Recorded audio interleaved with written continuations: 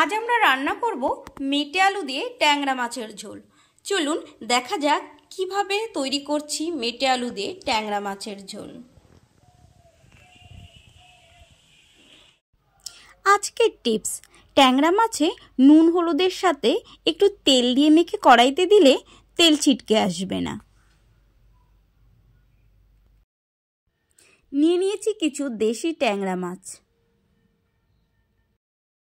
এখানে নিয়ে নিয়েছি একটি মেটে আলু। চলুন দেখা যাক এটাকে কি করে কাটছি।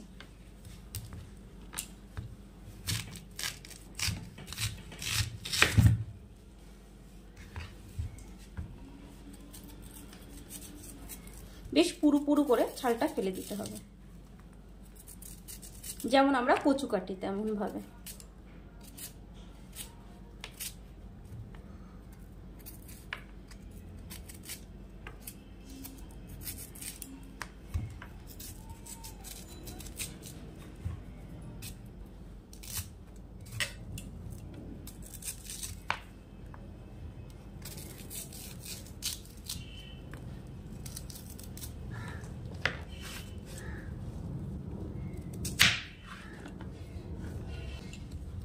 এই আলুগুলোকে একটু বড় বড় করে কেটে নেব।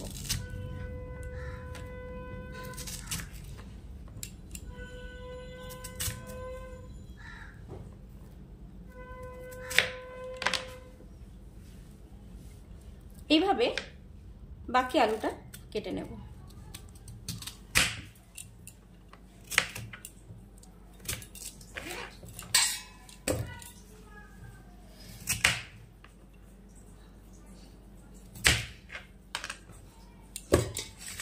এটাকে আমরা খুব ভালোভাবে ধুয়ে নেব। একটি পাত্রে জল বসিয়ে দিয়েছি। এবার আমাদের কেটে ধুয়ে রাখা আলুগুলো দিয়ে দেব।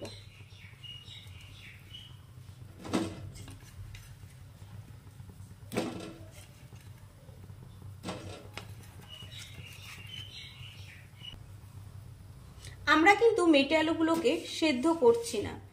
মেটে আলুর গায়ে একটি লালা ভাব থাকে, সেগুলো হালকা ভাপিয়ে নিলে চলে যাবে। এই জন্য আমরা 2 মিনিট মতো গরম জলে নাড়াচাড়া করে নেব।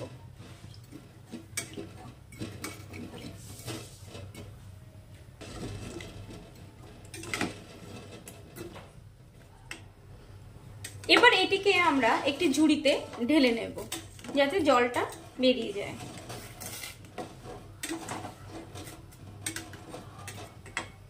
ওভেনে একটি কড়াই বসিয়ে দিয়েছি, কড়াইটি গরম হয়ে গেছে। দিয়ে দেব তেল।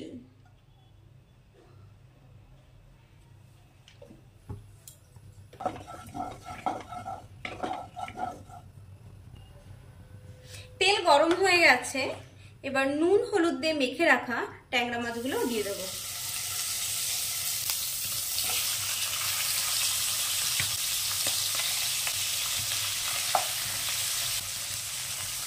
এখানে আমাদের ট্যাংরা মাছের পরিমাণ আছে 500 গ্রাম, আর মেটে আলুর পরিমাণ আছে 1 কিলো।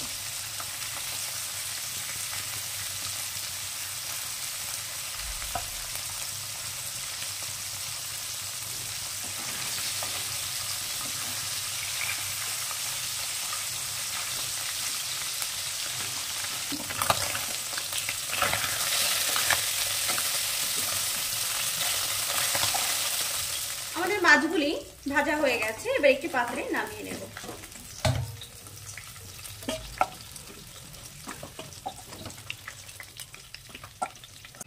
এই তেলে ফোড়ন দিয়ে দিয়েছি 2টি তেজপাতা, 1টি এলাচ, 1/2 চামচ গোটা জিরে,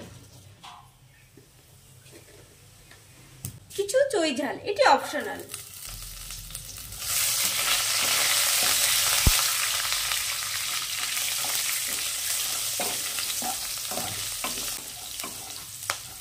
ফোড়নে খুব সুন্দর গন্ধ বেরিয়ে গেছে। দিয়ে দেব আমাদের ভাপিয়ে রাখা মেটে আলু।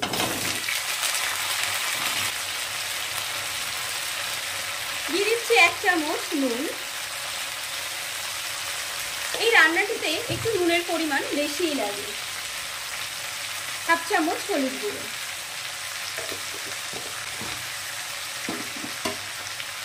7টি কেটে রাখা লঙ্কা।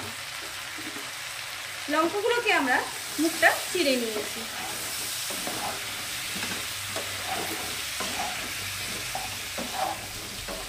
দু মিনিট মতো ভালো করে ভেজে নেব।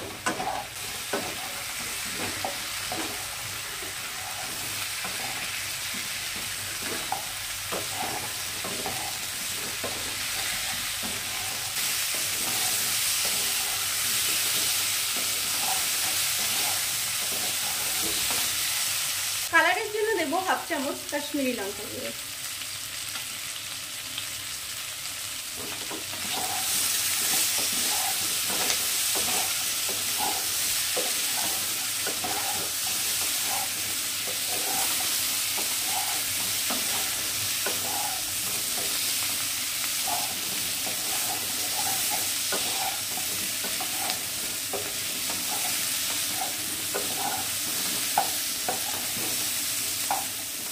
আলুগুলো ভাজা হয়ে গেছে, এবার আমরা জল দিয়ে দেব। জলটি অবশ্যই গরম জল দিতে হবে। পরিমাণ মতো জল দিয়ে দেব। এই রান্নায় একটু জলের পরিমাণটা বেশি লাগে।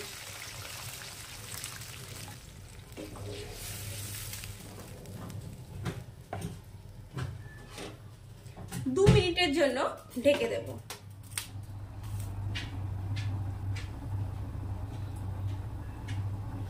দু মিনিট পর ঢাকনা খুলে দেব।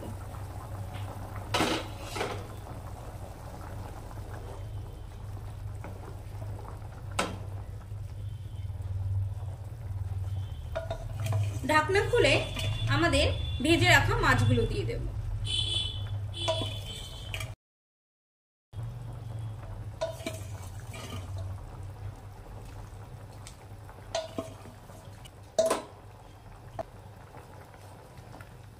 মাছ দিয়ে আমরা আর ঢেকে দেব না।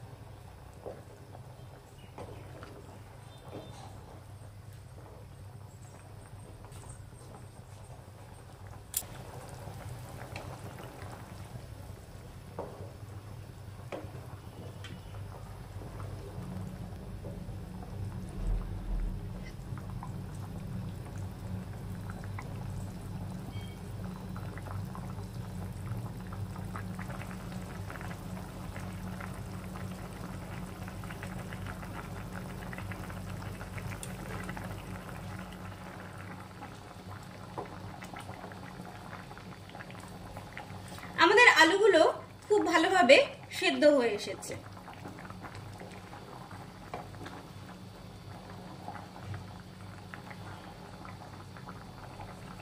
এই তরকারিটা একটু ঝোলঝোলি নামাতে হয়, না হলে নামিয়ে রাখার পর ঠান্ডা হলে অনেকটাই ঝোল টেনে নেয়।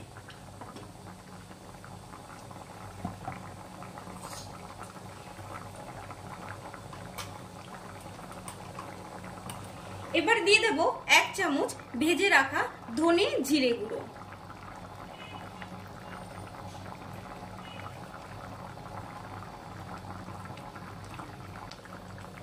এবার এটিকে আমরা নামিয়ে নেব।